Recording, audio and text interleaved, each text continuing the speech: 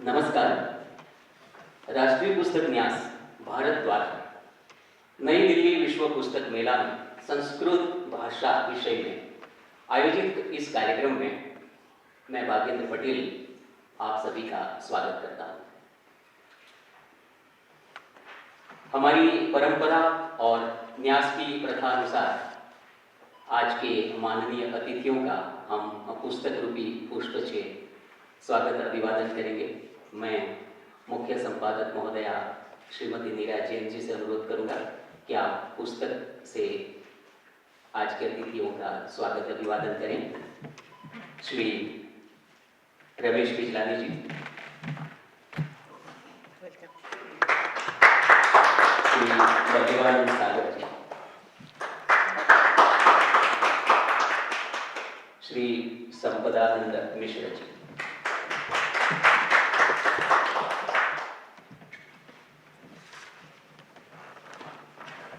जैसा कि हम जानते हैं कि संस्कृत या कहें संस्कृतम, यह भाषा विश्व की सबसे प्राचीन भाषा है। इसे देववाणी अथवा सूर भारती भी कहा जाता है। वैदिक धर्म से संबंधित लगभग सभी धर्मग्रंथ संस्कृत में लिखे गए हैं। पुरातन समय से ही यज्ञ और पूजा संस्कृत में होती आई है। एक भाषा के रूप में देखें तो सुस्पष्ट व्याकरण और वर्णमाला की वैज्ञानिकता के कारण संस्कृत को सर्वश्रेष्ठता भी स्वयं सिद्ध है। सर्वाधिक महत्वपूर्ण साहित्य की धनी होने से इसकी महत्ता भी निर्विवाद है। इन सभी बातों के उपरांत एक महत्वपूर्ण बाबत पर ध्यान केंद्रित करें तो आधुनिक भारतीय भाषाएं जैसे हिंदी, गुजराती, बांग्ला, मराठी, सिंधी, पंजाबी, नेपाली आदि इसी से उत्पन्न हुई हैं। ये सब भाषाएं हमारी मातृभाषा यानी माता के रूप में हैं और इस तरह संस्कृत हमारी भाषाओं की दादी माँ है। इस कार्यक्रम का विषय भी यही है। इस पर आज हमारे माननीय विद्वान वक्ता सर्वश्री डॉक्टर रमेश बिजलानी, श्री संपदानंद मिश्र और डॉक्टर बल्देवानंद सागर अपने विचार व्यक्त करेंगे। कार्यक्रम का आरंभ करने के लिए और आज की इस संगोष्ठी को विषय के अनुरूप उस पर चर्चा हेतु मैं सर्वप्रथम आदरणीय डॉक्टर बल्देवानंद सागर जी से अनुरोध करूंगा। डॉक्टर बल्देवानंद सागर संस्कृत भाषा एवं संस्कृति के क्षेत्र में समर्पित हस्ताक्षर है। संस्कृत पत्रकारिता, ललित कलाओं एवं संचार माध्यमों के द्वारा सेवारत रहना आपने अपना जीवन उद्देश्य बना लिया है। आप 45 वर्षों तक आकाशवाणी के संस्कृत समाचार अनुवादक, वाचक, उद्घोषक, प्रसारक के रूप में सेवारत रहे हैं तथा दूरदर्शन पर संस्कृत वार्ता प्रवाचक के रूप में आप एक जाना पहचाना चेहरा हैं। उल्लेखनीय है कि प्रधानमंत्री द्वारा आकाशवाणी तथा दूरदर्शन पर प्रतिमास मन की बात वक्तव्य प्रसारण के संस्कृत भाषा में अनुवाद और वाचन आप पिछले कई वर्षों से लगातार करते आए हैं। आपने ब्रह्मसूत्रम, द्वादश उपनिषद, महिम्न स्तोत्रम आदि ग्रंथ का संपादन किया है तथा भारत के तीर्थ स्थानों के विवरण के साथ हमारे आस्थादीप, हमारे तीर्थदेव पुस्तक का लेखन व प्रकाशन किया है। आपने संस्कृत पत्रकारिता इतिवृत्तम अधुनातन स्वरूपम च पुस्तक का लेखन किया, जो कि संस्कृत भारती बेंगलुरु ने वर्ष 2011 में प्रकाशित किया था। यह एक उत्कृष्ट अनुसंधानात्मक ग्रंथ है। भारत सरकार ने आपको संस्कृत में उल्लेखनीय प्रदान के लिए वर्ष 2008 में राष्ट्रपति पुरस्कार से सम्मानित किया है।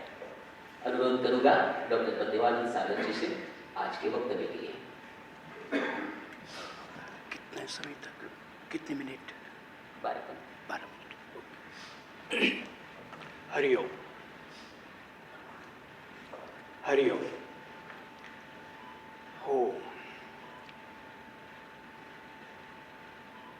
पुस्तक न्यास, राष्ट्रीय पुस्तक न्यास के द्वारा आयोजित इस परिचर्चा संगोष्ठी के लिए एकत्रित हमारे आज के आदरणीय विद्वान रमेश बिजलानी साहब और डॉक्टर संपदानंद मिश्र जी और भाग्येंद्र पटेल साहब, मैडम मीरा जी और आप सब लोग, जैसे मेरा परिचय दिया, 2018 में मुझे ये राष्ट्रपति पुरस्कार दिया गया है। 2018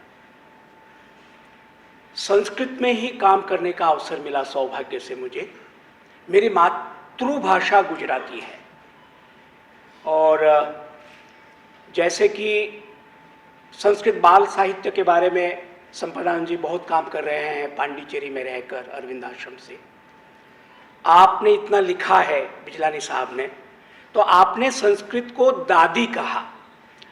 हमारी जितनी भारतीय भाषा है तो हमारी मातृभाषा हुई और उसकी जो माँ है तो नानी या दादी, जो भी आप कहें, मतलब यह है कि सभी भाषाएं संस्कृत के व्याकरण, संस्कृत की जो शब्द निधि है उससे ज़्यादा से ज़्यादा उपादान सामग्री, यानी कि जो जितनी सामग्री चाहिए भाषा को या बोली को विकसित होने के लिए, वो सब संस्कृत से लेते हैं, लेते रहेंगे आगे भी। और मैं केवल, आप सब जानते होंगे कि भाषा और बोली में थोड़ा सा अंतर है। बोली का व्याकरण नहीं भी हो सकता है, बोली की स्क्रिप्ट यानी लिपि भी नहीं हो सकती है। हमारे बहुत सारे नॉर्थ ईस्ट की ऐसी बोलियां हैं जिसकी स्क्रिप्ट नहीं है या वो रोमन में लिखते हैं, लेकिन उसको भाषा का पद तब मिलता है जब उसका एक सुव्यवस्थित व्याकरण हो जाए, जब उसका साहित्य हो जाए गद्य पद्य का, और जब उसको सरकार मान्यता भी दे दे। फिर सरकार का दायित्व हो जाता है शासन का कि उसका विकास हो, उसमें अनेक प्रकार के पुरस्कार होते हैं लेखन के लिए, कवियों के लिए, विद्वानों के लिए, ये अलग बात हो गई। मीठी बानी बोलिए मन का आपा खोए, औरन को शीतल करे आपहु शीतल होए। आपने सबने सुना होगा संत कबीर जी का ये दोहा। उन्हीं का एक दोहा है, चलती चाकी देख के दिया कबीरा रोए। चलती चाकी देख के दिया कबीरा रोई, दो पाटन के बीच में साबित बचा न कोई। अब ये संस्कृत है। आप कहेंगे कैसे संस्कृत है?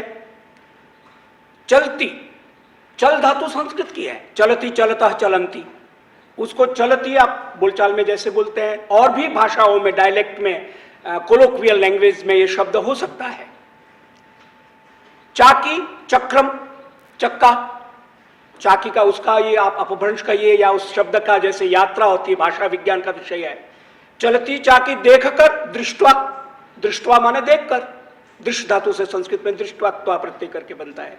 चलती चाकी देखकर सर दिया कबीरा रोय, दिया दत्तम संपदानंद जी, कबीर रोय, रोदनम, कबीर ने रो दिया, दिया कबीरा रोय, संस्कृत है, ठीक है। दो पाटन के बीच में, दो द्वे, संस्कृत में द्वि शब्द है, द्वे, दो, तो दो पाटन, पाटन पट्ट, पट्टा पट्टा पट्टौ, या नपुंसक में भी प्रयोग है, पुल्लिंग में भी प्रयोग है पट्ट का। दो पाटन के बीच में, मध्य में, क्योंकि और भी भाषा और उसका प्रभाव आ जाता है, तो शब्द का जो यात्रा होती है उसमें वो व्याकरण में, संस्कृत व्याकरण में वर्ण विपर्यय, वर्ण व्यत्यय, ऐसा टेक्निकल टर्म्स है कि शब्द आगे पीछे वर्ण हो जाता है, साउंड हो जाता है, बीच में साबित, सुरक्षित, बचा, अवशिष्टा, न कोई, न कोपी, संस्कृत है, ठीक है। अब इसी तरह से मैं गुजराती के कुछ दोहों को भी, क्योंकि ये केवल अध्ययन का विषय है, जिनकी जो जो अभी ओपी पांडे साहब बंगाली बोल रहे थे आपके सामने, तो मैं बंगाली कहूं या मलयालम कहूं या सिंधी कहूं, सिंधी में जो सुट्ठो बोलते हैं सर, वो सुष्ठु है संस्कृत का, सुट्ठो आ है, सुष्ठु अस्ति, तो ये संस्कृत है। इसी तरह से भालो आच्छे, भद्रम अस्ति, बल्ले बल्ले, भद्रम भद्रम, भले भले गुजराती में बोलते हैं, कोई उसको किसी को उत्साह देना हो, या जैसे बल्ले बल्ले बोलते हैं पंजाबी में, तो भले भले, भद्रम भद्रम संस्कृत का शब्द है। तो ये जो शब्दों की यात्रा है, जैसे भाग्येंद्र जी ने कहा, हजारों वर्ष पुरानी यात्रा है। एक बात मैं और कहना, मुझे आपने अवसर दिया है विद्वानों के सामने और आपके सामने, संस्कृत को भाषा हम कहते हैं, और उसका जब हिस्ट्री ऑफ संस्कृत लैंग्वेज जब हम पढ़ते हैं, बहुत सारी पुस्तकें हैं, लिखी गई है, ब्रिटिश स्कॉलर्स ने भी लिखी है और हमारे बंगाल के विद्वानों ने लिखी है और बहुत सारे पूरे भारत के विद्वानों ने लिखा है। तो हिस्ट्री ऑफ संस्कृत लिटरेचर या ऐसा करते तो दो तरह से संस्कृत का विभाजन कर दिया, लौकिक संस्कृत, वैदिक संस्कृत, जिसके बारे में विद्वान लोग आपको बताएंगे। तो वैदिक संस्कृत माने वेद मंत्र है, जिसको हम बोलते हैं हरि ही ओम गणानंत्वा गणपति गुम हवा, इस तरह से आपने सुना होगा, वेद चांटिंग नेट पर बहुत उपलब्ध है, आप सुन सकते हैं। उसका एक अपना अपना महत्व है, क्योंकि उसमें उदात अनुदात स्वरित, फिर घन पाठ, जटा पाठ और ये टेक्निकल इतना सारा है। इस बात को लेकर मुझे जब अवसर मिलता मैं कहता हूं कि still the modern sound technology has to develop to that mark.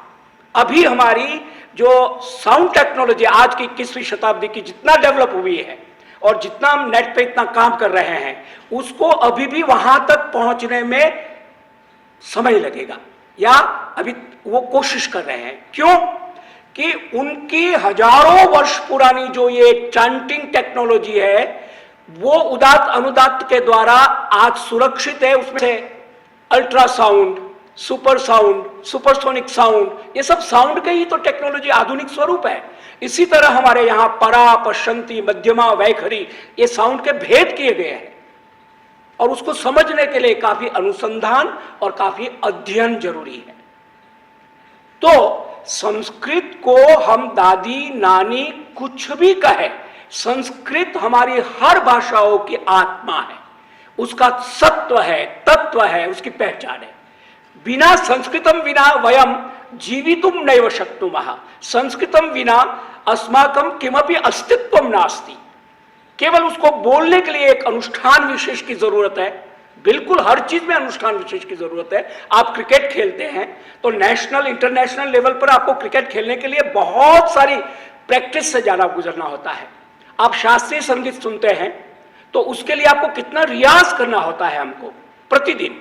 तो इसी तरह से मातृभाषा में बोलना वो एक सुखद, मां की गोद का एक आनंद आता है। लेकिन जब हम संस्कृतम वयम यदा भाषामहे तदा माता महिया व पिता महिया यह आनंद अस्ति सौख्यम अस्ति तत् अनुभूयते। और वो केवल और केवल बोलने से और करने से ही हो सकता है। प्रवचन से, लेक्चर से समझाया जा सकता है, लेकिन आप रात दिन अगर हम प्रयास करते हैं, बोलते हैं, तो उसका अपना एक आनंद है, अपना एक सुख है। तो इसीलिए ये ध्वनि विज्ञान है, भाषा तो है ही है। और अब तो बहुत प्रयास हो चला स्पोकन संस्कृत के लिए। संपदानंद जी बहुत प्रयास कर रहे हैं, हम लोग अपनी ओर से आकाशवाणी दूरदर्शन से प्रयास कर रहे हैं, साहित्यकार लोग, लेखक लोग अपनी कलम से लेखने के प्रयास कर रहे हैं पूरे भारत में और विश्व में और अन्य देशों में भी प्रयास हो रहा है। लेकिन संस्कृत इस तरह से दादी माँ भी है, नानी भी है और हमारी सभी भाषाओं की आत्मा है। अंत में मैं केवल इतना जोड़ना चाहूंगा कि जो पाणिनीय व्याकरण है, आपने नाम सुना होगा, जिसको कौन बनेगा करोड़पति में पूछा गया प्रश्न कि पाणिनि या अष्टाध्यायी की लेखक कौन है या पाणिनि जी की कौन सी पुस्तक है, जो भी प्रश्न था, तो वो 8 अध्याय की पुस्तक है। उसको अगेन मैं साहस करके बोलता हूं, that was the what we say computer के लिए जो बनाते हैं हम software, that was the software of Panini for grammar. उसमें 8 अध्याय है, हर अध्याय में 4 चैप्टर है और टोटल ऑलमोस्ट 4000 सूत्राज है। जो पढ़ लेता है वो लैंग्वेज का मास्टर बन जाता है। क्यों संपदानंद जी? ऐसा ही है, क्योंकि परंपरा से पढ़ते हैं। लेकिन अब उसको और सिंप्लीफाई कर दिया गया है, सरलीकृत कर दिया गया है। सर्वेपि संस्कृतम भाषितुम शक्नुवन्ति, एक वर्किंग नॉलेज करके हम कर सकते हैं, बोल सकते हैं, पढ़ाया जा सकता है, बोला जा सकता है। हम लोग संस्कृत जानने वाले जब मिलते हैं, सर्वदा वयम संस्कृत माध्यमेन एव संभाषणं कुर्मः प्रायेण सरलम अस्ति। बिकॉज क्रिकेट को इंटरनेशनली खेलने के लिए दिन रात अभ्यास चाहिए, शास्त्रीय संगीत में गाने के लिए दिन रात रियाज चाहिए, उसी प्रकार से संस्कृत को शुद्ध रूप से बोलने के लिए प्रैक्टिस की जरूरत। और बिना प्रैक्टिस से तो कोई भी चीज, मुझे खिचड़ी बनानी है तो उसके लिए भी मुझे प्रैक्टिस चाहिए। कोई भी काम बिना प्रैक्टिस के नहीं हो सकता है। अभ्यासेन तो कौन्तेय वैराग्येण च गृह्यते। तो इसी तरह से संस्कृत हम लोगों की पहचान है। जैसे हिमालय हमारी पहचान है, गंगा हमारी पहचान है, विंध्य और सह्याद्री हमारी पहचान है, वैसे संस्कृत हमारी पहचान है। बस इतना ही कह के मुझे आप लोगों ने जो अवसर दिया, बहुत बहुत धन्यवाद, बहुत बहुत धन्यवाद। बहुत बहुत धन्यवाद डॉक्टर सागर साहब। आपने अपने वक्तव्य में जो सार बताया उसमें यही उद्धृत है कि विद्वानों के अनुसार संस्कृत भाषा का अखंड प्रभाव 5 सहस्र वर्षों से बहता चला रहा है। भारत में यह आर्य भाषा का सर्वाधिक महत्वशाली, व्यापक और संपन्न स्वरूप है। इसके माध्यम से भारत की उत्कृष्टतम मनीषा, प्रतिभा, अमूल्य चिंतन, मनन, विवेक, रचनात्मक सर्जना और वैचारिक प्रज्ञा का अभिव्यंजन हुआ है। आज भी सभी क्षेत्रों में इस भाषा के द्वारा ग्रंथ निर्माण की क्षीण धारा अविच्छिन्न रूप से बह रही है। आज भी यह भाषा अत्यंत सीमित क्षेत्र में ही सही बोली जाती है। इसमें व्याख्यान होते हैं और भारत के विभिन्न प्रादेशिक भाषा भाषी पंडित जन इसका परस्पर वार्तालाप में प्रयोग करते हैं। आज का यह कार्यक्रम भी इसी प्रयोजन का एक उपक्रम है। आज हमारे बीच पुदुचेरी से श्री संपदानंद मिश्र जी पधारे हैं। यह संयोग है कि आप दिल्ली आए और हमारे अतिथि बने और आज आपने हमारा आमंत्रण स्वीकार करके कार्यक्रम में भी सम्मिलित हुए। आपका स्वागत करते हुए मैं श्री संपदानंद मिश्र जी का संक्षेप में परिचय देना चाहूँगा। वैसे तो संपदानंद मिश्र जी किसी परिचय के मोहताज नहीं हैं। आप हमारे देश के प्रसिद्ध संस्कृत विद्वान हैं। आप मूलतः उड़ीसा के निवासी हैं और संप्रति आप पुदुचेरी में भारतीय सांस्कृतिक श्री अरविंद फाउंडेशन के निदेशक हैं। आपकी महत्वाकांक्षी योजना वंदे मातरम पुस्तकालय है, जो मुक्त स्रोत तथा स्वयं सेवकों द्वारा चालित परियोजना होगी। आपकी विशेषज्ञता संस्कृत व्याकरण में है। वर्ष 2012 में भारत के राष्ट्रपति ने आपको महर्षि बादरायण व्यास सम्मान से विभूषित किया। श्री मिश्र छात्रों और संस्कृत मंत्र, योग और भगवत गीता के शिक्षकों के लिए नियमित रूप से कार्यशालाओं, प्रशिक्षण कार्यक्रमों, अभिविन्यास पाठ्यक्रमों और वार्ता आयोजित करते हैं। संस्कृत भाषा से संबद्ध ज्ञानवर्धक आपके अनेक वीडियो YouTube पर देखे जा सकते हैं। आप संस्कृत, ओडिया और अंग्रेजी में लेख लिखते हैं एवं छंद और गीतों की रचना करते हैं। आप संस्कृत भाषा के विषय में 3 मुख्य भ्रांतियों का खंडन करते हैं। ये भ्रांतियां कौन सी हैं वह मिश्र जी अपने वक्तव्य में बताएंगे। आप संस्कृत भाषा में दाएं से बाएं और वही श्लोक बाएं से दाएं पढ़ने से जो चमत्कृति होती है, इसका सदृष्टांत वर्णन करके देव भाषा की दिव्यता रेखांकित करते हैं। यह भी आपसे अनुरोध होगा कि उदाहरण के साथ हमारे श्रोताओं को आप बताएंगे। आजकल अत्यधिक प्रयोग में माइक्रोफोन और कैमरा तथा कॉल रिसीवर आदि के जो संस्कृत शब्द संज्ञा के बारे में शायद ही कभी हमने सोचा हो। इनके संस्कृत शब्द की सादगी से व्याख्या भी श्री मिश्र जी बताते हैं। यह सब आज यहाँ हम सुनना चाहेंगे आपसे।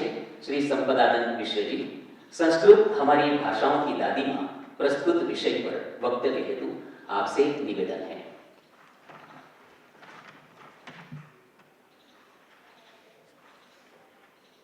मंच पर उपस्थित विद्वत वृंद और आप सभी को मेरा प्रणाम है। संस्कृत के बारे में जहाँ भी बोलने का, काम करने का अवसर मिलता है, हम उसको अहोभाग्य मानते हैं। तो आज भी ये अवसर मिला, हम अहोभाग्य मानते हैं। संस्कृत हमारी भाषा की दादी माँ, इस विषय पर मतलब हम सालों तक ये चर्चा को जारी रखे, तभी भी जितने तथ्य, जितने तत्व है, उसका कोई समाप्ति नहीं होने वाला है। जैसे तदपि तव गुणानाम ईश पारम न याति, संस्कृत की महिमा को कोई गा सके और उसका अंत कर दे, ये संभव ही नहीं है। पर उनमें से कुछ तत्व ऐसे हैं जिसको मैं आपके समक्ष आज उपस्थापित करना चाहता हूँ। जब हम संस्कृत भाषा के संबंध में बात करते हैं, जैसे मैं अपनी किताब जो है the wonder that is Sanskrit, तो उसमें एक अध्याय भी मैंने रखा है। ज़्यादातर लोग 3 सवाल पर मतलब उभर आते हैं, पूछते हैं कि संस्कृत क्यों? ये तो एक बहुत पुरानी भाषा है, old language, outdated language, archaic language. इतनी पुरानी भाषा है जिसका रिलेवेंस कोई नहीं है, हम उसको क्यों फिर दोहराएं? ये डेड लैंग्वेज है, ऐसे कहते हैं। दूसरा आक्षेप देते हैं कि ये बहुत ही डिफिकल्ट लैंग्वेज है, इतना डिफिकल्ट है उसको सीखना बहुत मुश्किल के बात है। तीसरा आक्षेप ये है कि ये तो हिंदुओं की भाषा है, हमारा तो सेकुलर कंट्री है और हिंदुओं की भाषा को क्यों सीखें? इसका समाधान क्या है? तो बहुत लोग बहुत प्रकार से उसका समाधान ढूंढे हैं। जो मेरा विचार है, एक है जिसको हम डेड लैंग्वेज कहते हैं।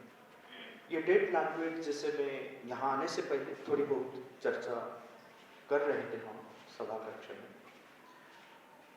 डेड लैंग्वेज लिंग्विस्टिक्स में टेक्निकल टर्म होता है, किस लिए प्रयोग होता है कि जिन भाषाओं का बहुत प्रयोग नहीं होता है तो वो भाषाओं को डेड लैंग्वेज की कैटेगरीज में डाला जाता है। लिविंग लैंग्वेजेस का मतलब होता है जो बहु प्रचलित भाषा। ये अगर उसका लक्ष्य है डेड लैंग्वेज और लिविंग लैंग्वेज का, तो उसका अनुवाद हम कैसे करें? लेकिन उसका अनुवाद हम भारतीयों ने डेड लैंग्वेज का मृत भाषा करते हैं। लेकिन मृत भाषा और डेड लैंग्वेज ये 2 अलग अलग चीज है, अलग अलग भाव पैदा करते हैं। क्यों? डेड शब्द का मृत ही यह अर्थ नहीं है, डेड शब्द का कई सारे अर्थ हो सकता है। जैसे मैं बोलता हूँ कि डेड बॉडी, इसको हम मृत शरीर कह सकते हैं। मैं अगर कहूँगा कि माई टेलीफोन इज डेड, इसको मृत दूरवाणी नहीं कह सकते, रिडिकुलस हो जाएगा। इस जैसे हम इकोनॉमिक्स में पढ़ते हैं कि डेड कैपिटल, उसको हम मृत मूलधन नहीं कह सकते। या पोस्ट ऑफिस में एक टर्म है डेड लेटर, उसको मृत पत्र नहीं कह सकते, ये रिडिकुलस हो जाएगा। इसी प्रकार डेड लैंग्वेज को हम मृत भाषा, ये उचित अनुवाद नहीं है। ये हो सकता था कि अल्पजन कथित भाषा, अल्प प्रचलित भाषा, इस प्रकार का कुछ अनुवाद होता तो इसका सही अर्थ निकलता। संस्कृत एक ऐसी भाषा है जिस भाषा को हम अगर ठीक तरह से सीखें और उसका एक सजग प्रयोग हम करें, सजगता के साथ उसका प्रयोग करें, वो भाषा में जो स्पष्टता है और हमारे विचारों में, हमारे जो भाव आदान प्रदान, जो विनिमय में जो स्पष्टता चाहिए, यह स्पष्टता किसी दूसरी भाषा में संभव नहीं है जिस प्रकार की स्पष्टता संस्कृत में है। संस्कृत का अध्ययन करके जो लोग संस्कृत निष्ठ होते हैं, वो संस्कृत के माध्यम से वार्तालाप करते हैं, अपने भावों को व्यक्त करते हैं, वो ये बात को समझ पाएंगे कि कितनी स्पष्टता है। इसके कई सारे उदाहरण हैं। तो ये मृत भाषा के रूप में जो हम उसको बोलते हैं कि ये मृत भाषा है इसलिए हमको पढ़ना नहीं चाहिए, उसका और एक पक्ष है कि मृत भाषा जो सच में है, जैसे ग्रीक और लैटिन के बारे में सोचिए, वो सच में डेड लैंग्वेज है। संस्कृत में हम अगर देखें तो संस्कृत में आकाशवाणी, दूरदर्शन में उसका जो बहुल प्रचार होता है, समाचार पढ़ा जाता है। इस देश में कई सारे अवार्ड्स होते हैं, जो साहित्य अकेडमी होए या राष्ट्रपति पुरस्कार होए या कई सारे संस्थाओं ने पुरस्कार प्रदान करते हैं। कितने पब्लिशर्स हैं, हर साल कितने किताबें पब्लिश होती है। तो ये सब चीज़ें संस्कृत के लिए क्या होता है, ये अगर हम देखते हैं, कोई मृत भाषा का इतना काम नहीं होता है। वर्ष में 18 संस्कृत विश्वविद्यालय है जो सरकारी सहायता से ये काम चलता है। किसी मृत भाषा का विश्वविद्यालय क्यों बनाया जाएगा?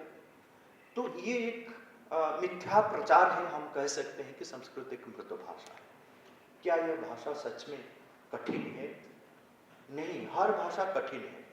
अगर अंग्रेजी को कोई बोलना चाहता है, कितना श्रम करना पड़ता है। हम बोलते हैं कि बच्चे आजकल फट से अंग्रेजी बोल देते हैं। अब देखिए, एक बच्चा जब पैदा होता है, कब बोलना शुरू करता है?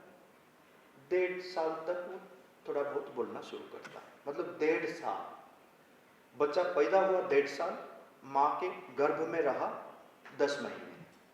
तो ये कुल मिलाकर जितने महीने हुए, इतने महीने तक बच्चा क्या कर रहा था? क्या कर रहा था? बच्चा सुन रहा था। जो भी हम बोलते हैं सुन रहा था। आप 2.5 साल तक या 2 साल तक सिर्फ संस्कृत को सुनते रहे, जैसे एक बच्चा ने सुना।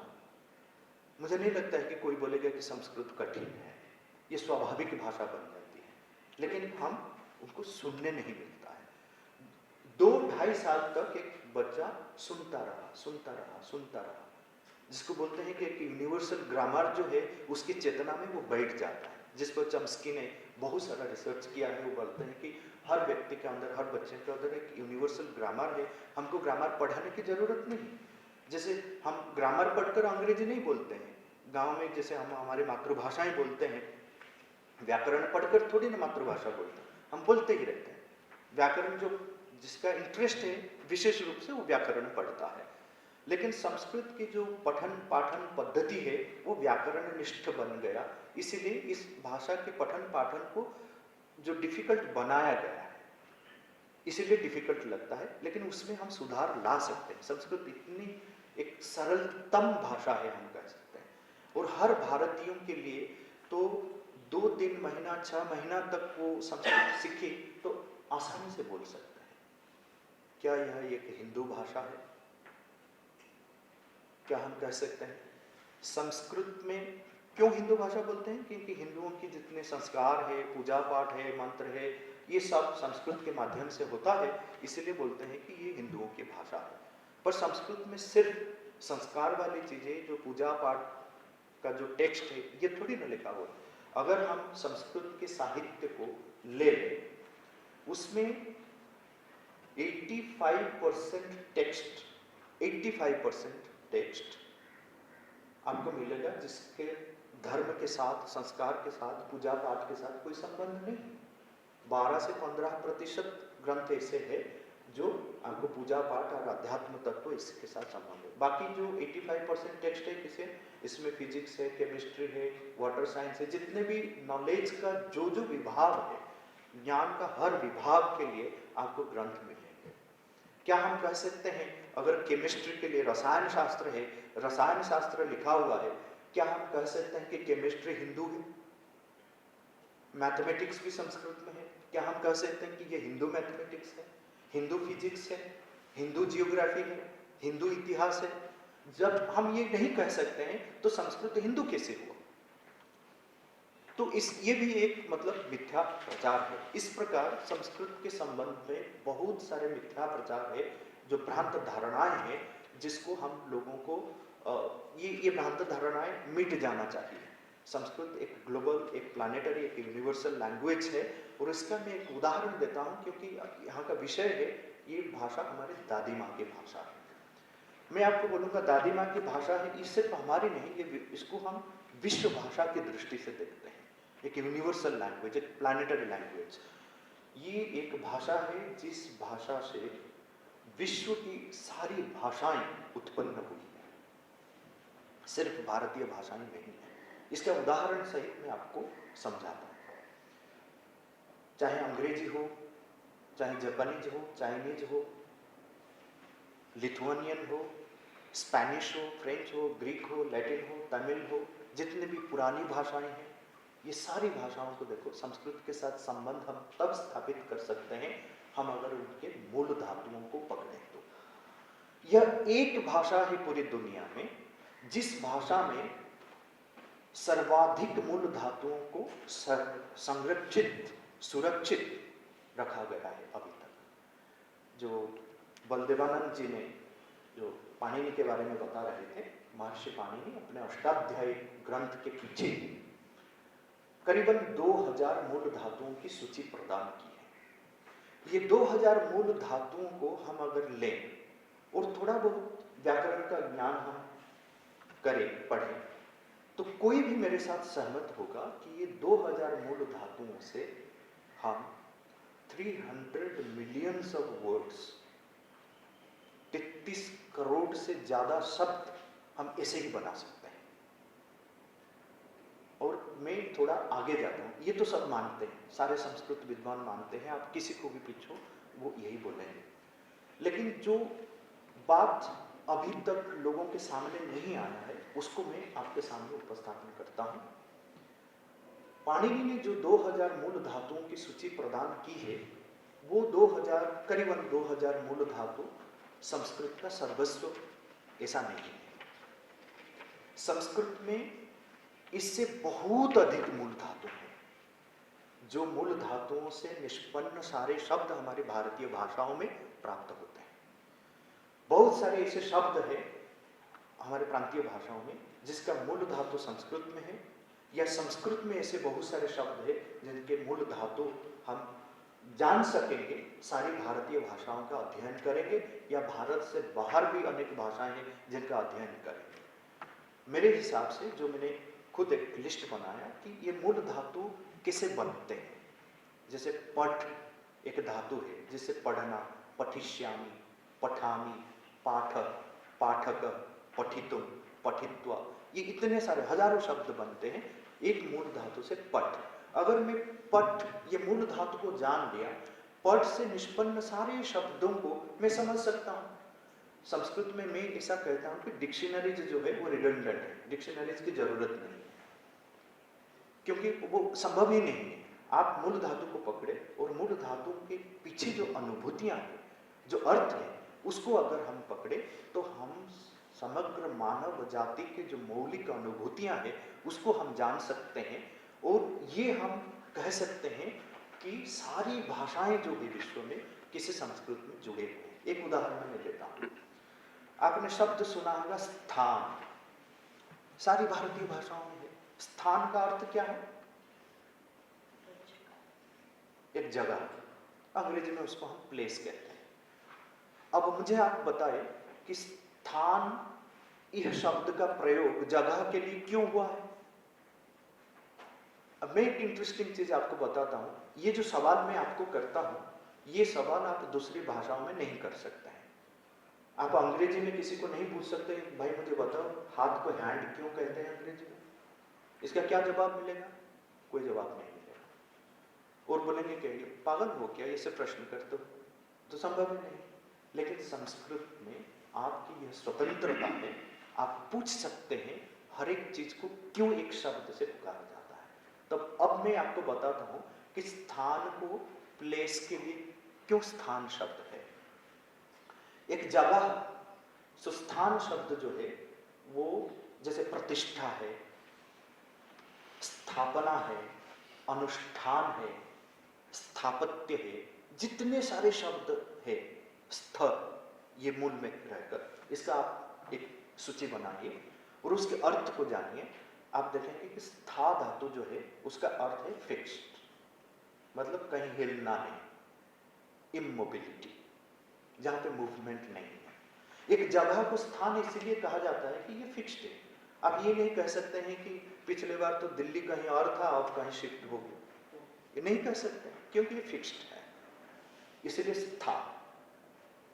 हम अगर बनाना चाहेंगे कि हम स्टेशन शब्द के लिए कौन सा संस्कृत शब्द का प्रयोग करें, आप नए नए शब्द बना सकते हैं अगर आपको मूल धातु का ज्ञान है तो स्टेशन के लिए हम प्रयोग कर सकते हैं कौन से शब्द? स्थात्रम, मतलब जहां पे सब कुछ रुक जाता है, स्टेशन।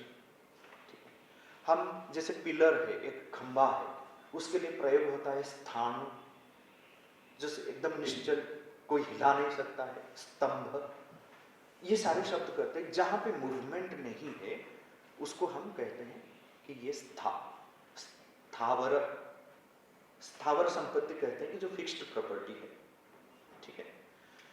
तो स्था को हम अगर पकड़े तो स्था से निष्पन्न जितने शब्द है उसका अर्थ हम जान सकते हैं।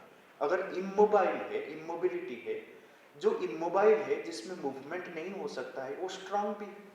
हम ये भी कहते हैं कि ही सो स्ट्रांग और it is so heavy that I can't move it. इसमें स्ट्रेंथ का अर्थ भी आ गया। जो जिसमें वो स्थविरता है, जैसे कि कोई चीज फिक्स्ड है, जैसे फिक्स्ड मेंटालिटी के लोग होते हैं तो हम क्या बोलते हैं, he is so obstinate that I can't move him. Obstinacy का सेंस भी आ गया। तो इसी प्रकार एक धातु के अनेक अर्थ होता है, धातवः अनेकार्थकः, क्योंकि एक जो मूल अर्थ के साथ जुड़े हुए जितने सारे अर्थ होते हैं तो वो सारे वो मूल धातु का अर्थ बन जाते हैं। तो अब देखो अंग्रेजी में एस टी से शुरू होने वाले जितने भी शब्द, station, stagnant, stop, steward, steel, steel, जितने भी शब्द, एग्जिस्ट, एस्टैब्लिशमेंट, ऑब्स्टिनेसी, जहां जहां एस टी आपको मिलेगा तो आप ये स्था से जोड़ना उसको। समग्र भारत, खाली अंग्रेजी नहीं, दूसरी भाषाओं में भी आप ये कर सकते हैं। देखो कि कितने ये जो मूल धातु है, ये सारे मूल धातु संस्कृत भाषा में सुरक्षित है। वैदिक संस्कृत को हम अच्छी तरह से पढ़े, लौकिक संस्कृत को अच्छी तरह पढ़े, मूल धातुओं को जाने तो हम वो संबंध स्थापित कर पाएंगे कि समग्र विश्व में जितनी भाषाएं हैं, सारी भाषाओं का मूल इन धातुओं में निहित है। ये सारी धातुओं से मेरे हिसाब से जो लिस्ट मैंने बनाया है, और एक किताब मेरा है Sanskrit and the evolution of human speech, उसमें मैंने लिस्ट दिया है 33,000 मूल धातु। उनमें से मतलब 31,000 मूल धातु लुप्त है, 2,000 मूल धातुओं को पाणिनि ने पकड़ा है, पाणिनि ने सूची प्रदान की है। ये 2,000 मूल धातुओं से अगर हम 33 करोड़ से ज्यादा शब्द निष्पन्न कर सकते हैं तो 33,000 धातुओं से कितने शब्द होंगे। इसीलिए हमारे प्राचीन शास्त्र में यह कहा गया है कि अनंत, अनंत के सिवाय और कोई शब्द ही नहीं है। और ये अनंत शब्द राशि विश्व की समग्र भाषा ही है, समग्र भाषा में व्यवस्थित है। तो आज अगर संस्कृत को हम जब बढ़ावा देना चाहते हैं, सिर्फ संस्कृत को बढ़ावा, संस्कृत के प्रमोशन से देश की उन्नति नहीं है। हमारे नेशनल डेवलपमेंट के लिए संस्कृत को प्रमोट करना बहुत आवश्यकता है, परंतु संस्कृत के साथ साथ सारी मातृभाषाओं को समभाव से, सम प्रकार से उसको प्रमोट करना चाहिए। संस्कृत और मातृभाषा दोनों साथ साथ मिलकर चले तो ये देश की जो नेशनल डेवलपमेंट की बात हम करते हैं वो अच्छी तरह से हो सकता है। इन्हीं शब्दों के साथ मैं अपनी बात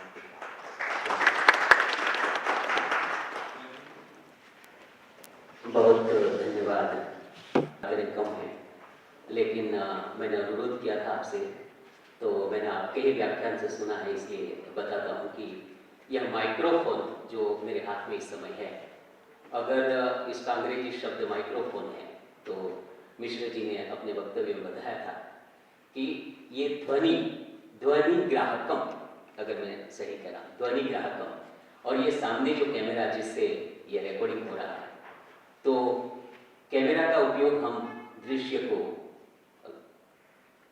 को लेने के लिए करते हैं। तो रूप, दृश्य यानी रूप ग्राहकम, यह शब्द अभी आपने बताया था। दूसरा, पानी शब्द के लिए अंग्रेजी में वाटर एक ही शब्द है, जबकि संस्कृत में लगभग 27 या 30 इसके अर्थ में 200 से ज्यादा आपने कुछ कहा इस तरह से। तो इस तरह से इतनी व्यापक बातें हैं कि इस पे जितनी भी हम चर्चा करें कम ही है। एक जो श्लोक मैंने आपसे अनुरोध किया था, तो वो श्लोक एक तरफ से पढ़ने पे राम की बात होती है, दूसरी तरफ से कृष्ण की। तो ये भी बातें जो है मिश्र साहब के बहुत सारे वीडियोस यूट्यूब पे अवेलेबल है, उसमें से आप देख सकेंगे। मित्रों, सहस्राब्दियों से संस्कृत भाषा और इसके वाङ्मय को भारत में सर्वाधिक प्रतिष्ठा प्राप्त हो रही है। भारत की यह सांस्कृतिक भाषा रही है।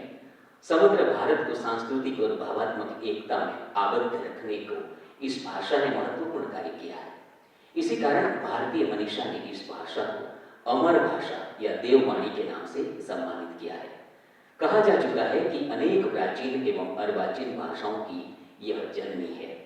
आज भी भारत की समस्त भाषाएं इस वात्सल्यमयी जननी के स्तन्यामृत से पुष्टि पा रही है। भारतीय भाषाओं को जोड़ने वाली कड़ी यदि कोई भाषा है तो वह संस्कृत ही है। इसी बात को रेखांकित करते हुए संस्कृत की महिमा को अधिक से अधिक गौरवान्वित करने के आशय से ही आज का इस गोष्ठी का विषय संस्कृत हमारी भाषाओं की दादी माँ रखा गया। वास्तव में यह उद्गार डॉक्टर रमेश बिजलानी जी के हैं, और डॉक्टर रमेश बिजलानी जी के बारे में मैं बताना चाहूँगा कि आप लेखक, प्रेरक वक्ता, चिकित्सा विज्ञानी हैं। आप शरीर क्रिया विज्ञान के सेवानिवृत्त प्रोफेसर हैं। आपने 200 से अधिक विज्ञान विषय लेख लिखे हैं। आपने 25 से अधिक पुस्तकें लिखी हैं, जिसमें आयुर्विज्ञान के विद्यार्थियों और अध्यापकों के लिए 1000 पृष्ठ की एक पुस्तक भी शामिल है। विशेष रूप से बाल मानस को ध्यान में रखते हुए आपकी कहानियों की पुस्तकें राष्ट्रीय पुस्तक न्यास भारत द्वारा प्रकाशित हैं। इसमें हिंदी पुस्तक काव्या का फैसला और अंग्रेजी में कैन यू किस योर ओन फेस आदि उल्लेखनीय है। ये पुस्तकें अन्य भारतीय भाषाओं में भी अनुदित हुई हैं। बच्चों के लिए आपकी लिखी और न्यास द्वारा प्रकाशित पुस्तक हमारा शरीर एक अद्भुत मशीन 1995 से 2005 के दशक में बहुत बिकने वाली बेस्ट सेलर पुस्तक रही है। डॉक्टर बिजलानी अपने चाहकों में रमेश भैया के नाम से जाने जाते हैं। उनका निरंतर चिंतन बहुविध विषयों जैसे कि आहार, आयुर्वेद, योग, आध्यात्मिक, पुराण से लेकर भारतीय भाषाओं तथा संस्कृति आदि पर नियमित रूप से द शिशु ब्लॉग और स्पीकिंग ट्री कॉलम अंतर्गत प्रकाशित होता रहता है। The association of physiologist and pharmacologist of India ने वर्ष 2010 में आपको जीवन भर की उपलब्धि सम्मान लाइफ टाइम अचीवमेंट अवार्ड से सम्मानित किया। संस्कृत हमारी भाषाओं की दादी माँ विषय पर आपके विचार सुनेंगे डॉक्टर रमेश बिजलानी जी।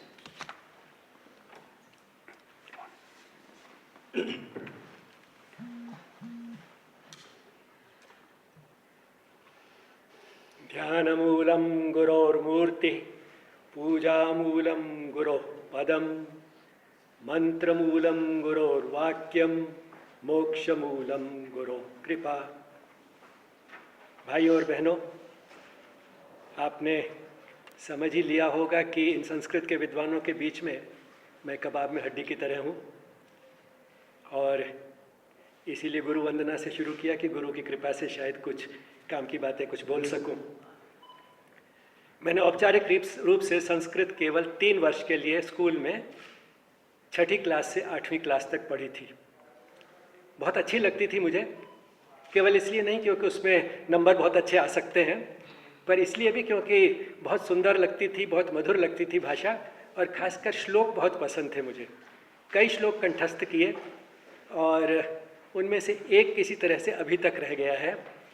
लालयेत 5 वर्षाणि 10 वर्षाणि ताड़येत षोडशे च वर्षे प्राप्तम पुत्रम मित्रवदाचरेत। टाइमलेस विजडम कि बच्चों को किस तरह से बड़ा किया जाए। 5 वर्ष तक प्यार कीजिए, 10 वर्ष तक मारिए। इसका मतलब नहीं है कि एक डेली डोज देना है मारने का। इसका मतलब ये है कि कुछ कड़ाई बरत सकते हैं 10 वर्ष तक, तो बच्चा 15 साल का हो जाएगा। 5 वर्ष प्यार किया, 10 वर्ष थोड़ा सख्ती भी बरती, 15 का हो गया। षोडशे च वर्षे प्राप्तम, 16 साल का हो जाए तो उसके बाद पुत्रम मित्र वदाचरेत, पुत्र के साथ मित्र जैसा व्यवहार करें। तो ये एक याद रह गया मुझे। लेकिन 8वीं क्लास के बाद जब 9वीं क्लास में संस्कृत पढ़ाना बंद कर दिया तो मुझे कोई दुख नहीं हुआ। क्यों? क्योंकि मुझे लगा कि हाँ, अच्छी भाषा है, मधुर भाषा है, लेकिन कोई उसकी उपयोगिता नज़र नहीं आई। लेकिन जब 50 वर्ष का हो गया और गीता उपनिषद वगैरह पढ़ने शुरू किए, उससे पहले भी पढ़ी थी गीता तो कई बार, लेकिन ऊपर संस्कृत लिखी होती थी, उसको छोड़ दिया। चरक संहिता भी पढ़ी, उसमें संस्कृत छोड़ दी, उसके नीचे जो अंग्रेजी में या हिंदी में अनुवाद है वो पढ़ लिया, तो उससे संतुष्ट हो जाता था। लेकिन 50 वर्ष के बाद कुछ एक उत्सुकता हुई कि मूल को भी देखूं ऊपर, और लगा कि हाँ, उसमें तो कुछ फ्लेवर ही और है। जो 3 वर्ष तक संस्कृत पढ़ी थी उसका भी कुछ फ़ायदा होने लगा, दिखाई देने लगा, क्योंकि उसी की वजह से शायद, क्योंकि नींव रखी गई थी कि कम से कम इतना कर सकता था कि अगर हिंदी में अनुवाद ये है तो ये शब्द जो हिंदी का है उसके लिए संस्कृत में क्या शब्द है ऊपर। तो इस तरह से कर कर के धीरे धीरे संस्कृत के ज्ञान में वृद्धि भी होने लगी और ज़्यादा मज़ा आने लगा। और उसमें एक जो थे कई फ़ायदे नज़र आए मुझे उस तरह से करने में, कि एक तो जो मूल का जो सौंदर्य था, उसका जो फ्लेवर थी और जो मज़ा था वो कुछ और ही था। और वो जो 3 वर्ष तक सीखी थी उसके लिए बहुत आभारी महसूस करने लगा कि अर्थ समझ में आ रहा है, कुछ ठीक तरह से उसका भाव समझ में आ रहा है और उच्चारण ठीक कर पा रहा हूँ और यदि संधि की वजह से कुछ कठिन हो जाए तो उसको विच्छेद करके भी कुछ समझ सकता हूँ। जैसे अगर आ जाए वो मंत्र के एक अंत में आता है पूर्णमेव अवशिष्यते, तो ये शिष्य जो है कोई शिष्य नहीं है, ये पूर्णम एवं अवशिष्यते है, तो अवशिष्यते रिमाइंडर है जो बच गया। तो इस तरह संधि विच्छेद भी करने का थोड़ा समझ आ जाती थी, क्योंकि 3 वर्ष तक पढ़ी थी और कहीं कहीं से इधर से पूछ लिया, किसी विद्वान से कुछ कर लिया तो समझ में आने लगा। इस संधि के बारे में एक्चुअली श्री अरविंद ने कहा है कि ये जो एक फैसिलिटी, एक सुविधा, एक छूट संस्कृत में है कि आप जोड़ जोड़ के एक शब्द लंबा बना सकते हैं, एक सुविधा है, छूट है, लेकिन इसका बहुत दुरुपयोग भी हुआ है, क्योंकि ये बहुत ज़्यादा करें तो उसी से संस्कृत जो है कठिन नजर आने लगती है। इससे मैं आगे चलता हूँ अपनी बात छोड़ के कि संस्कृत एक्चुअली कब सिखानी चाहिए और कब तक सिखानी चाहिए। मेरे विचार में संस्कृत जो है वो 6ठी क्लास में नहीं, शुरू से ही सिखानी चाहिए। और आप कहेंगे कि कितनी भाषाएं सिखा सकते हैं बच्चे को? मातृभाषा, क्षेत्रीय भाषा, राष्ट्रभाषा, 3 तो यह हो गई, तीनों अलग अलग हो सकती हैं हमारे देश में। चौथी भाषा अंग्रेजी भी माना जाता है कि अनिवार्य है, क्योंकि अंतर्राष्ट्रीय कम्युनिकेशन के लिए बहुत ज़रूरी है। अब अगर उसमें संस्कृत लगाते हैं तो किसी किसी बच्चे को 5 भाषाएं सीखनी पड़ेंगी। लगता तो बहुत भार है, लेकिन वास्तव में बच्चे के लिए बहुत आसान है। मातृभाषा तो जैसे अभी आपने सुना कि माँ के पेट में होता तभी से बच्चा सीखना शुरू कर देता है। क्षेत्रीय भाषा भी लगभग उसी तरह से सीख लेता है, उसके लिए तो कोई प्रयत्न करना नहीं पड़ता। यदि राष्ट्रीय भाषा अलग है तो लगभग पूरे देश में राष्ट्रभाषा भी सिखाई ही जाती है स्कूल में शुरू से ही। अंग्रेजी भी कई स्कूलों में शुरू से सिखाई जाती है, कुछ में देर से। तो अगर एक और भाषा जोड़ते तो कोई कठिनाई नहीं है, क्योंकि बचपन में बच्चे कोई भी भाषा बहुत आसानी से सीख भी लेते हैं और अलग अलग भी कर लेते हैं। ये नहीं कि कन्फ्यूजन होगा कि ये किस भाषा का शब्द है। 5 भाषाएं भी सिखाएंगे तो 5 को सॉर्ट आउट कर लेते हैं काफ़ी ठीक तरह से। और ये भी देखा गया है कि मस्तिष्क का जो विकास है वो ज़्यादा अच्छा होता है यदि ज़्यादा भाषाएं बच्चा सीखे, और बुढ़ापे में उसको जो आमतौर पे मानसिक शक्ति क्षीण होने लगती है बुढ़ापे में, उसका चांस बहुत कम हो जाता है। खासकर जो उसका एक्सट्रीम फॉर्म होता है अल्जाइमर डिजीज़ जो है, जो मल्टीलिंगुअल लोग हैं उनमें बहुत कम होता है। तो कई फ़ायदे हैं कई भाषाएं सीखने का, और बच्चे के लिए कोई कठिनाई नहीं है। और आप कहेंगे अगर 5 भाषाएं ही सीखता रहेगा बच्चा तो बाकी विषय कैसे सीखेगा? बाकी विषय सीखने की ज़रूरत क्या है? कुछ साल के लिए यदि वो भाषाएं ही सीखता रहे, श्री अरविंद ने इसका डिस्कशन किया काफ़ी कि साइमल्टेनियस एजुकेशन होनी चाहिए या सक्सेसिव एजुकेशन होनी चाहिए। सक्सेसिव एजुकेशन का काफ़ी महत्व है, क्योंकि यदि भाषाएं वो अच्छी तरह से सीख गया तो उसके बाद उसको भूगोल, इतिहास, विज्ञान कुछ भी सीखना है तो उनमें से किसी एक भाषा में ही सीखना है। यदि भाषा अच्छी तरह आती होगी तभी वो विषय ठीक तरह समझ पाएगा, और यदि भाषा ठीक तरह ना आती हो तो फिर वो कैसे विषय सीखता है? खासकर अंग्रेज़ी ठीक तरह से अधिकांश भारतीयों के लिए कोई सरल नहीं होती, और अंग्रेज़ी में इंग्लिश मीडियम स्कूल्स में शुरू में ही सब कुछ सिखाना शुरू कर देते हैं। तो उसका परिणाम क्या होता है? बच्चा या रट्टा मारकर या उससे भी ज़्यादा बुरा नकल मारकर इम्तहान पास करने की कोशिश करता है। तो यदि आपको भाषा ठीक तरह से आती है तभी तो आप बाकी सब विषय समझ पाएंगे। तो इसलिए भाषाएं सिखानी चाहिए, और कोई भार नहीं है, बच्चे आसानी से सीख लेते हैं, खासकर अगर ठीक तरह से सिखाई जाए। ठीक तरह से सिखाना क्या मतलब है? कहानियों द्वारा, गाने के द्वारा। सरल है वो एक व्यवहारिक तरीके से सीखने का है, बोलकर और सुनकर, और वो जो है बच्चा बहुत आसानी से कर सकता है। और कब तक सिखाना चाहिए? मेरे विचार से 14-15 साल की आयु तक। श्रीमान ने कहा है कि 14-15 साल की आयु तक बच्चे को लगभग हर चीज़ सिखानी चाहिए थोड़ी थोड़ी, क्योंकि हर चीज़ के जीवन में ज़रूरत पड़ती है, और उसके बाद किसी भी चीज़ की ज़बरदस्ती नहीं होनी चाहिए। 14-15 साल के बाद अगर कोई बच्चा पढ़ाई लिखाई नहीं करना चाहता, वो घुड़सवार बनना चाहता है या संगीतज्ञ बनना चाहता है या कलाकार बनना चाहता है, उसको बनने दीजिए। जो उसको बेसिक चीज़ लाइफ के लिए हर विषय पे चाहिए वो 14-15 साल की उम्र तक पूरी हो जानी चाहिए। और अब आप कहेंगे कि ठीक है ये सब कुछ, लेकिन और भाषाएं इतनी अगर सीखने के लिए हैं तो संस्कृत ही क्यों सीखी जाए? उसके लिए फिर मैं श्री अरविंद की तरफ मुड़ूंगा। वो कहते हैं कि किसी भी देश या स्थान की जो मानसिक प्रवृत्ति एक होती है, एक डिफाइनिंग मेंटल आइडियल, हर संस्कृति का, हर सभ्यता का अलग अलग होता है, वो जो है उसकी भाषा में रिफ्लेक्ट होता है। जो भाषा ऐसी बनती है जो उस संस्कृति का जो आइडियल है या उस कल्चर के जो लोग हैं उनकी जो मानसिक प्रवृत्ति है उसको रिफ्लेक्ट करता है। तो हमारे देश की जो मानसिक प्रवृत्ति है, जो डिफाइनिंग मेंटल आइडियल है, वो आध्यात्म है। तो वो हमारी भाषा में रिफ्लेक्ट होता है। और उसका फिर उल्टा भी ठीक है। उल्टा क्या है कि वो भाषा फिर उन पर्टिकुलर लोगों की जो मानसिक प्रवृत्तियां हैं उनको व्यक्त करने के लिए बहुत उपयुक्त भाषा होती है। तो आध्यात्म को व्यक्त करने के लिए इसलिए संस्कृत जो है बहुत उपयुक्त भाषा है। तो ये दोनों चीज़ें हैं, मानसिक प्रवृत्ति से भाषा बनती है और उस भाषा जो है फिर उस मानसिक प्रवृत्ति को अच्छी तरह से व्यक्त कर सकती है, उसके लिए अच्छा वाहन बन सकती है, अच्छा माध्यम बन सकती है। तो इसका मतलब ये हुआ कि हमारी जो भाषा है और संस्कृति में है उसमें एक घनिष्ठ नाता बन जाता है। तो इसलिए यदि आप किसी भाषा को, यदि कोई भाषा लुप्त हो जाए तो संस्कृति का विनाश होने लगता है। और कुछ हद तक यही हमारे देश में हुआ। जो इंग्लिश एजुकेशन एक्ट था 1835 का, उसने संस्कृत को लगभग लुप्त कर दिया। ये फिर भी अंग्रेज़ों की मेहरबानी थी कि एक जगह छोड़ दी जहाँ संस्कृत का अध्ययन चलता रहा, और वो थी वाराणसी। बाकी सब जगह ख़त्म कर दिया, समर्थन हटा लिया सरकार का, तो भाषा लुप्त होनी शुरू हो गई। और भाषा लुप्त होने से संस्कृति लुप्त हो सकती है, पूरी तरह लुप्त नहीं हुई, क्योंकि हमारी संस्कृति में कुछ ऐसा है जो कभी लुप्त हो नहीं सकता। जैसे इकबाल ने कहा है कि कुछ तो है हस्ती हमारी, मिटता नहीं नामो निशा हमारा।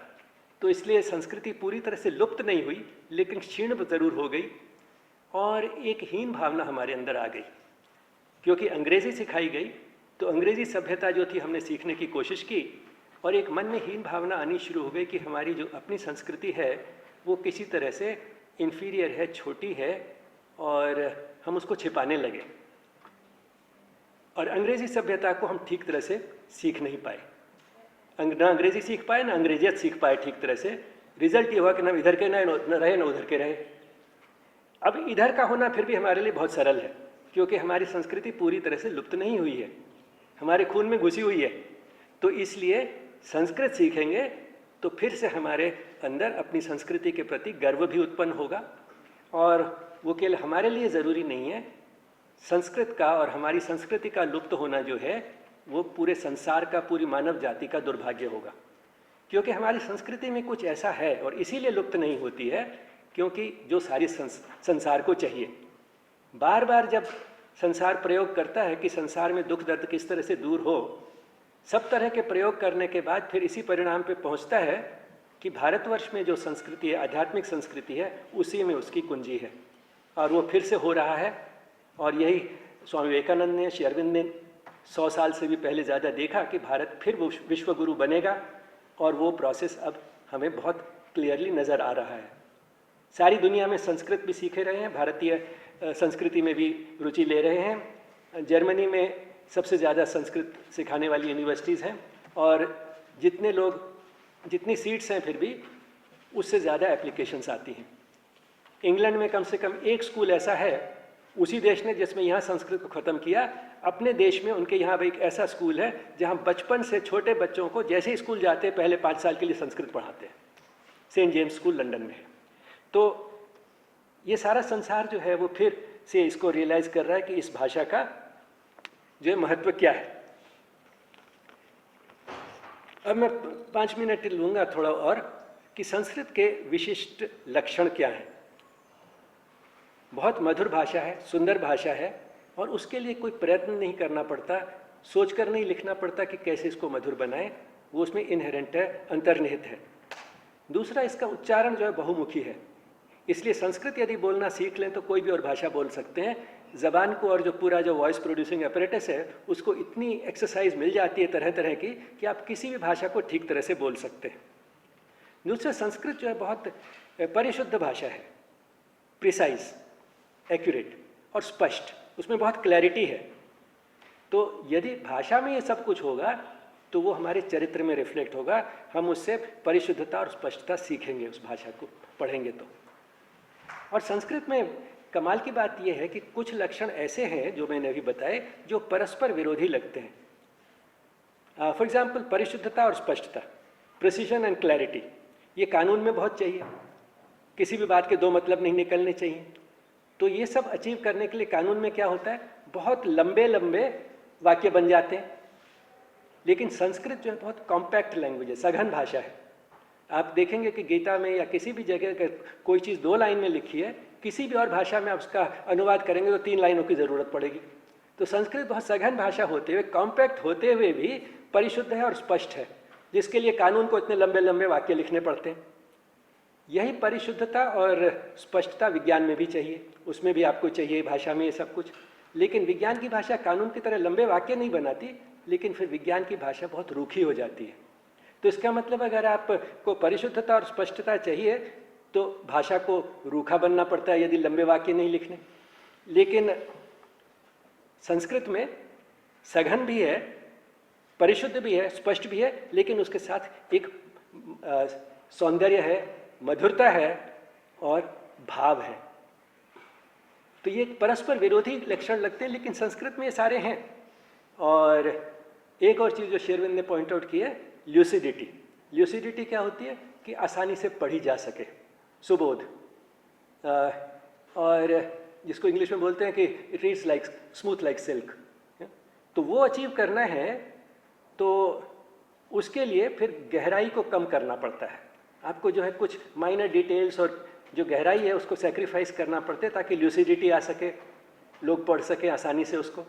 संस्कृत में वो भी नहीं करना पड़ता। संस्कृत ही एक ऐसी भाषा है जिसमें आपको वो ल्यूसिडिटी भी मिलती है और आप गूढ़ से गूढ़ विषय भी उस ल्यूसिड लैंग्वेज में लिख सकते हैं। तो ये जो परस्पर विरोधी लक्षण हैं वो संस्कृत में मिलकर सामंजस्य के साथ रह सकते हैं। अंत में मैं श्री माँ की तरफ जाऊंगा। उन्होंने कहा है कि प्रत्येक भारतीय को संस्कृत आनी चाहिए। उनकी दृष्टि में संस्कृत ही भारत की राष्ट्रभाषा थी। उन्होंने कहा कि प्रत्येक भारतीय को संस्कृत आनी चाहिए, चाहे बहुत अच्छी तरह ना आए। हर एक संस्कृत का विद्वान नहीं हो सकता, लेकिन काम चलाऊ संस्कृत, सरल संस्कृत हर भारतीय को आनी चाहिए। जैसे फ्रांस में सबको फ्रेंच आती है, वो फ्रांस से आई थी तो उन्होंने कहा फ्रांस में हर एक फ्रेंच सीखता है, हर एक फ्रेंच का विद्वान नहीं बनता, लेकिन फ्रेंच सबको आती है। तो इसी तरह से हर भारतीय को संस्कृत ज़रूर आनी चाहिए। अब अंत में मैं एक और श्लोक बोलूँगा, इसलिए क्योंकि मुझे बोलने में बड़ा अच्छा लगता है, बहुत मधुर है। वो पतंजलि के आदर में है और एजम्पशन ये है, ये योग की कक्षाओं के प्रारंभ में शुरू में कई बार बोलते हैं कि जिन पतंजलि ने योग सूत्र लिखे हैं उन्होंने ही ग्रामर भी लिखा था। पाणिनि और पतंजलि एक ही थे। उसके बारे में इतिहास में काफ़ी विवाद है, लेकिन इस श्लोक में एजम्पशन है कि वो दोनों एक ही थे। हम उस विवाद में हमें पढ़ने की ज़रूरत नहीं है, क्योंकि श्लोक बोलने में बड़ा मधुर है। योगेन चित्तस्य पदेन वाचाम मलं शरीरस्य च वैद्यकेन योपाकरोत्तम प्रवरम मुनीनां पतंजलिं प्राञ्जलिरानतोस्मि।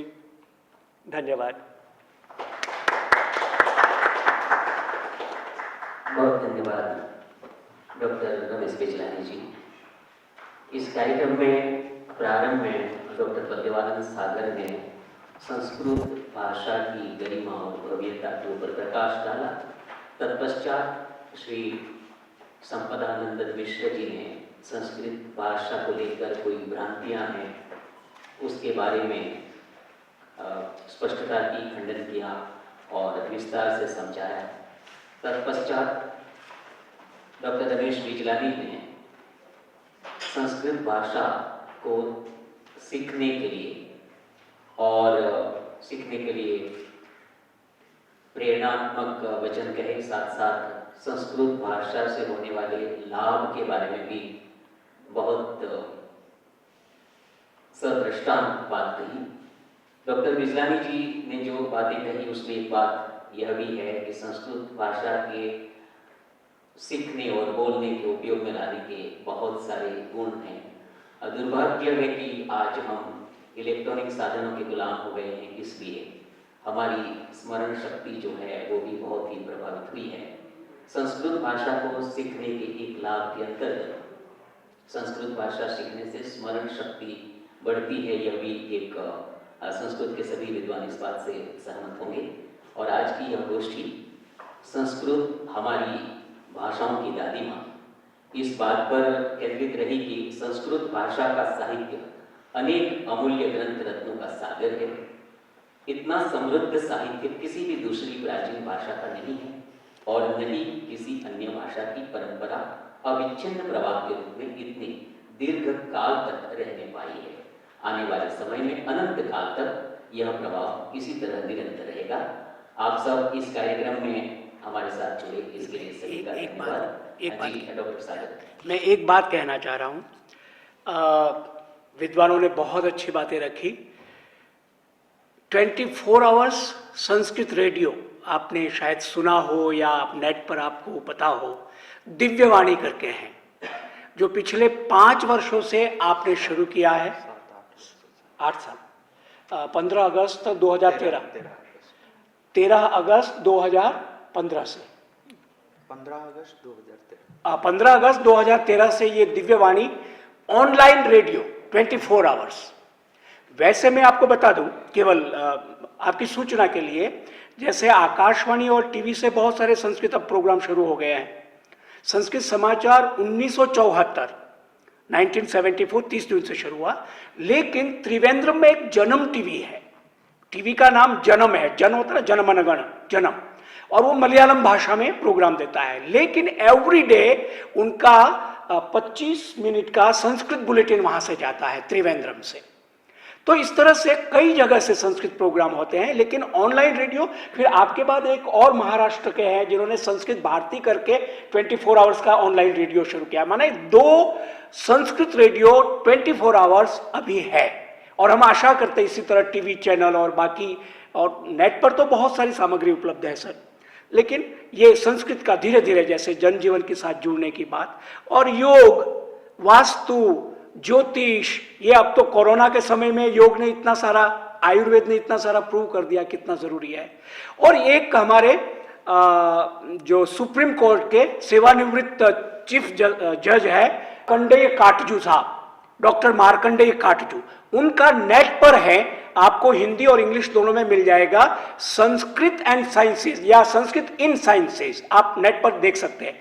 इसमें जो अभी संपदानंद जी ने बात कही कि रिचुअल्स केवल 7 या 8% है संस्कृत लिटरेचर, बाकी 94-93% विज्ञान है, जिसमें फिजिक्स, केमिस्ट्री, बायोलॉजी, जूलॉजी, ये सारा कुछ है संस्कृत में है। जैसे आर्यभट्ट, भास्कर, लीलावती, ये सारे इसको आप जानते होंगे।